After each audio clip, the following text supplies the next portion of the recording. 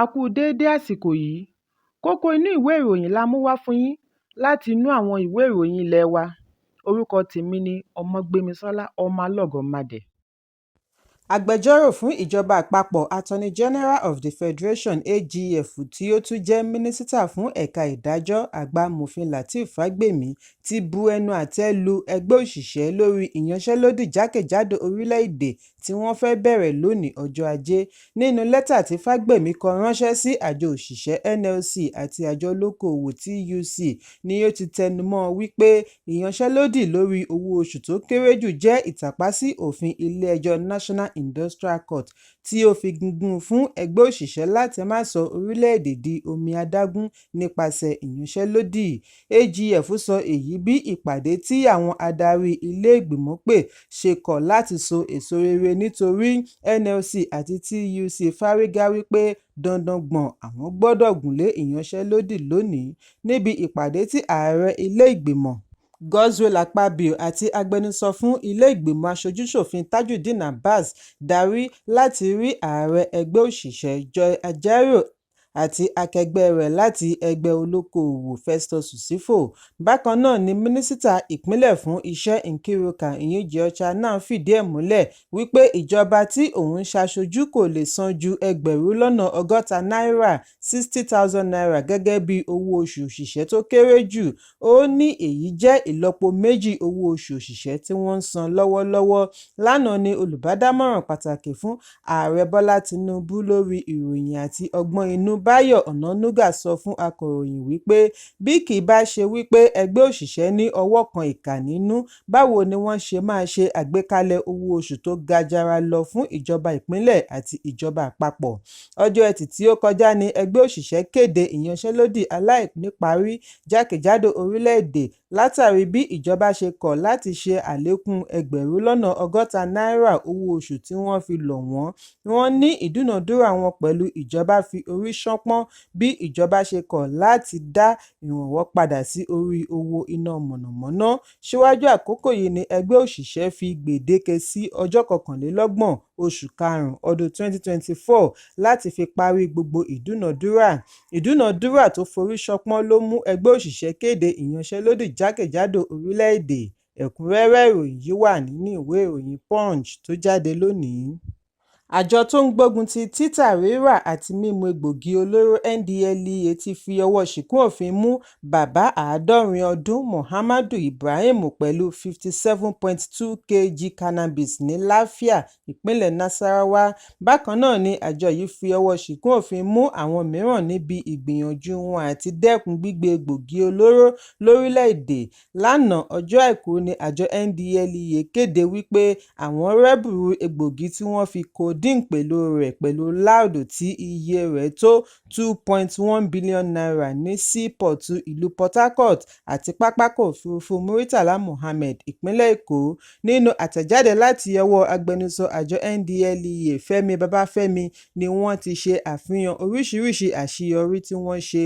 Wọ́n ní pẹ̀lú àjọṣepọ̀ àwọn agbófinró mìíràn ni wọ́n fi ṣe àrígbámú egbògi láòdù tí wọ́n fi pamọ́ sínú àpò àpamẹ́gbẹ̀ẹ́ suitcase 8 pẹ̀lú ìdí 320 tí àpapọ̀ ìwọ̀n rẹ̀ jẹ́ 164.50 kg ní pápákọ̀ òfurufú ìpínlẹ̀ Èkó.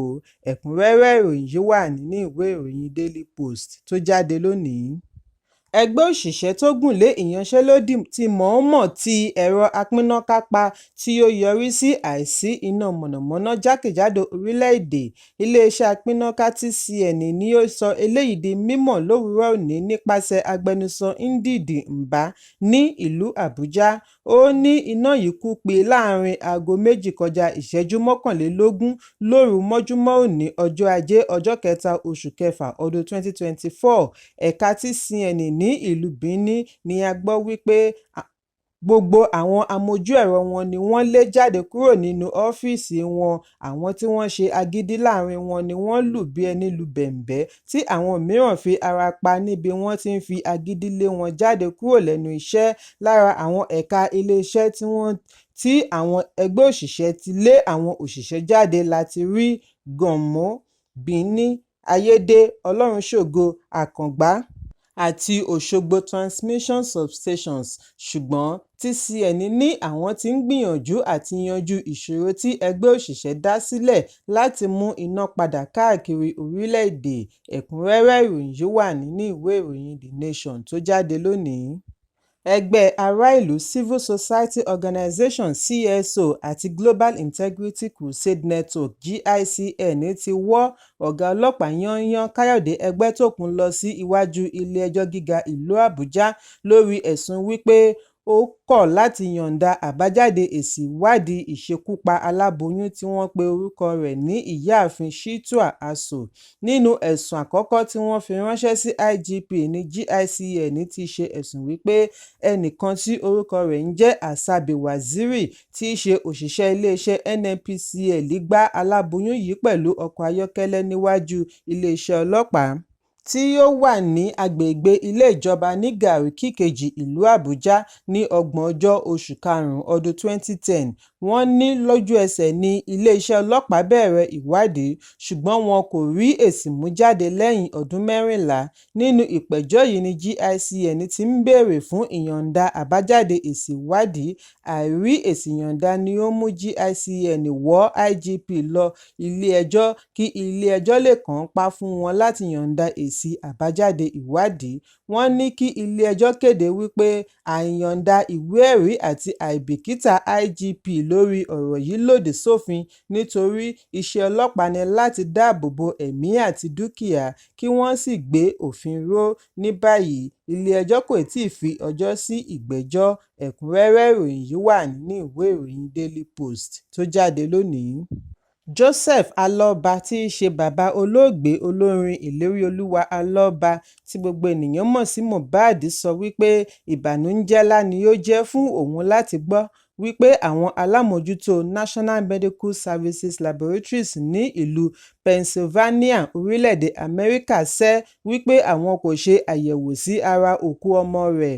Ìwádìí jẹ́ kó di mímọ̀ wípé ilé-iṣẹ́ àyẹ̀wò Amẹ́ríkà yìí kọ̀ láti gba ohun tí ìjọba ìpínlẹ̀ Èkó sọ wípé ilé-iṣẹ́ wọn ni wọ́n ti ṣe àyẹ̀wò. Àfihàn yìí ń wáyé látàrí ìgbésẹ̀ láti mọ ohun tí ó ṣe okùnfà ikú olóògbé olórin.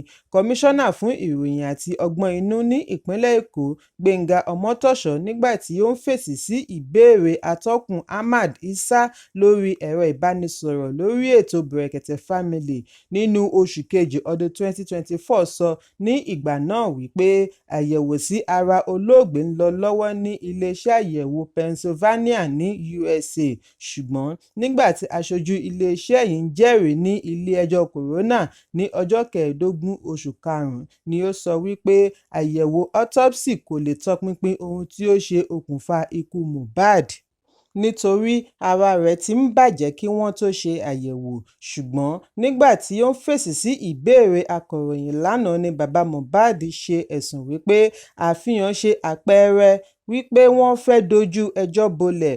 Ó ní ẹkún gbọn òun nígbà tí òun gbọ́ àbájáde àyẹ̀wò nítorí òun kò fi ọkàn sí àgbélẹ̀rọ àlàyé tí wọ́n ṣe. Aloba tẹ̀síwájú wípé kí ọmọ rẹ̀ tó kú ni ó ti sọ wípé bí wọ́n bá rí òun pa, wọn kò lè rí gbogbo ìdílé òun pa nítorí wọ́n á jà fún ìdájọ́ òdodo. Ìjà òun ni àwọn ń jà báyìí. Aloba wá ké sí gómìnà ìpínlẹ̀ Èkó Babájídé Sanwó-Olú kí yóò bá òun ṣe ìwádìí gbogbo àwọn tí wọ́n lọ́wọ́ nínú ìgbésẹ̀ àyẹ̀wò autopsy. Ọjọ́ 12 oṣù kẹsàn-án ọdún 2023 ni Mohbad di olóògbé lẹ́ni ọdún 27, 27 years. Láti ìgbà náà ni awuyewuye ti bẹ́ sílẹ̀ lórí ohun tí ó ṣe okùnfà ikú rẹ̀. Ó ti fi ìgbà kan rí jẹ́ ọmọṣẹ́ lábẹ́ olórin Naira Marley tí í ṣe aláṣẹ Marlian Records kí ó tó fi ibẹ̀ sílẹ̀ nínú oṣù kejì ọdún 2022. Ọjọ́ 18 oṣù kejì ọdún 2023 ni iléeṣẹ́ ọlọ́pàá ìpínlẹ̀ Èkó gbé ìgbìmọ̀ ẹlẹ́ni 13 dìde láti ṣe ìwádìí ikú olórin. Ìwádìí yìí ló yọrí sí fífi ọwọ́ ṣìkún òfin mú Naira Marley, Balógun Ẹlẹ́tù tí wọ́n mọ̀ sí Sam Larry àti àwọn mìíràn. Ọjọ́ 21 oṣù kẹsàn-án ọdún 2023 ni wọ́n hú òkú Mohbad fún àyẹ̀wò sí ohun tí ó ṣe okùnfà ikú rẹ̀. Ẹ̀kúnrẹ́rẹ́ ìròyìn yìí wà nínú ìwé ìròyìn Punch tó jáde lónìí. Kókó inú ìwé ìròyìn tòní kò ní jù báyìí lọ. Ẹ pàdé mi lọ́la fún àkọ́tun ìròyìn. Kí a tó lọ, ẹ má ṣaláì fi àríwísí yín ránṣẹ́, ìyẹn comment, kí ẹ sì bá wa subscribe sí ojúnà wa lórí YouTube kí kókó inú ìwé ìròyìn lè máa tẹ̀ yín lọ́wọ́ ní kíákíá.